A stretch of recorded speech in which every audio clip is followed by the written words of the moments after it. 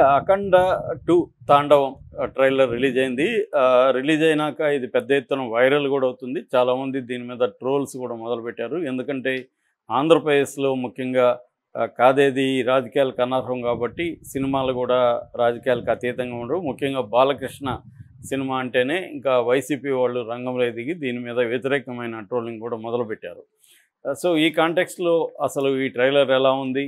దీంట్లో ఏ యాస్పెక్ట్స్ హైలైట్‌గా ఉన్నాయి? దీన్ని బట్టి మనకు సినిమా కథ ఏ స్థాయిలో అర్థమవుతుంది? ఈ విషయాల గురించి మాట్లాడదాం. ఇది బేసిక్‌గా ఏందంటే యాక్షను, ఎమోషను, డైలాగ్స్ మిక్స్ చేసిన ఒక ట్రైలర్‌గా చెప్పుకోవచ్చు. ఒక రకంగా మనకి సినిమా కథ అంతా కూడా ఈ ట్రైలర్‌లోనే ఆల్మోస్ట్ అర్థమైపోతుంది థీమ్ అంతా కూడా.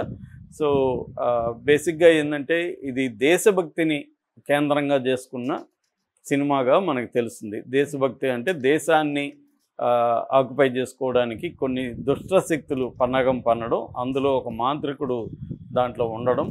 సో మాంత్రికుడిని ఎదుర్కోవడానికి అంతకంటే ఎక్కువ శక్తులున్న ఈ అఖండ అంటే ఒక అఖండ బాలకృష్ణ క్యారెక్టరు తను రంగంలో దిగడం. సో తను ఇటు సైనికుల్ని అటు మాంత్రికుల్ని అందరినీ కూడా తను ఎలా ఎదుర్కొన్నాడు, ఈ క్రమంలో తన కుటుంబంలో జరిగే సంఘటనలు ఏంటి, సో వాటి కుటుంబానికి కలిగే ఆపద ఏంటి, దాన్ని కూడా ఈయన ఎట్లా ఎదుర్కొన్నాడు, అంటే ఫ్యామిలీ అండ్ కంట్రీ ఈ రెండింటిని ఎలా డీల్ చేశాడు అనేది ప్రధానంగా మనకి ఈ సినిమాలో కనిపిస్తూ ఉంది, ఈ ట్రైలర్లో కనిపిస్తుంది. ఇది ఓపెనింగ్ డైలాగే కష్టం వస్తే దేవుడు వస్తాడు అని నమ్మే జనానికి కష్టం వచ్చినా దేవుడు రాడు అని కానీ మనం ఆ జనాన్ని నమ్మిస్తే ఈ దేశ పునాదులు కదిలిపోతాయి అనేది ప్రధానంగా విలన్ డైలాగు. అంటే ఒక సమస్య మనం కష్టాలను క్రియేట్ చేద్దాం, కష్టాలను క్రియేట్ చేసినా దేవుడు రాడు అనేది తెలిసిపోతే ఇంక వాళ్ళు నిస్సహాయాలు అయిపోతారు. ఆ నిస్సహాయత్వం ఉన్నప్పుడు పునాదులను కదిలించవచ్చు అన్న ఒక థీమ్ కనబడుతుంది. సో కష్టం వస్తే దేవుడు వస్తాడు అంటే దేవుడు ఈయన రూపంలో వస్తాడు అనేది మనకిప్పుడు ప్రూవ్ అవుతున్నట్టుగా మనకి తెలుస్తుంది. అట్లాగే బాలకృష్ణ కూడా డైలాగ్స్ కూడా చాలా పవర్ఫుల్గా ఉన్నాయి.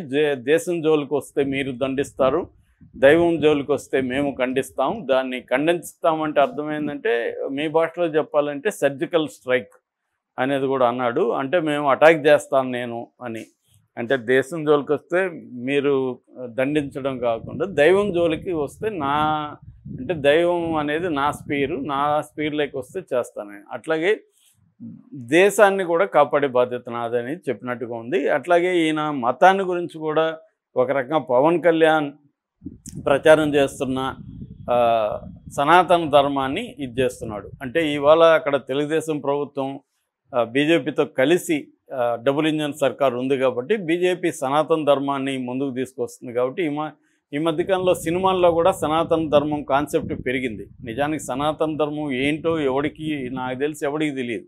ప్రతి ఒక్కటి సనాతన ధర్మం అంటున్నాడు, కానీ ఆ ధర్మంలో ఏమేమి ఉంటాయి, లైఫ్ స్టైల్ ఏంటి, అది ఎందుకు మామూలు మనుషులకి ఎందుకు సనాతన ధర్మం అవసరమో ఎవడు చెప్పడు. సనాతన ధర్మం అని మాత్రం అంటుంటారు. సనాతన ధర్మం అంటే కుల ధర్మమే అని ఇటు తమిళ వాళ్ళు గట్టిగా చెప్తున్నారు. అట్లాగే దళితులు కూడా సనాతన ధర్మాన్ని వ్యతిరేకిస్తున్నారు. ఎందుకంటే సనాతన ధర్మం అనగానే పాతకాలపు సోషల్ స్ట్రక్చర్, సామాజిక నిర్మాణం ఉంటుంది. సామాజిక నిర్మాణంలో మనకి నిచ్చెన మెట్ల వ్యవస్థ ఉంటుంది, కింది స్థాయిలో అంటరాని వాళ్ళు ఉంటారు. కాబట్టి అటువంటి సమాజం మాకు వద్దనేది వీళ్ళు రిజెక్ట్ చేస్తారు. కానీ దాన్ని ప్రమోట్ చేసేవాళ్ళు దాన్ని ఎందుకు చేస్తున్నాం అనేది చెప్పరు. దీంట్లో కూడా అదే ఉంది. ఇదేదో నాకైతే ఇది పనికిమాలిన డైలాగ్ లాగా అనిపించింది. ప్రతి దేశంలో ఒక మంత్రం ఉంటుంది, మా దేశంలో అతను ధర్మం ఉంటుంది. ధర్మం అంటే ఏంటి?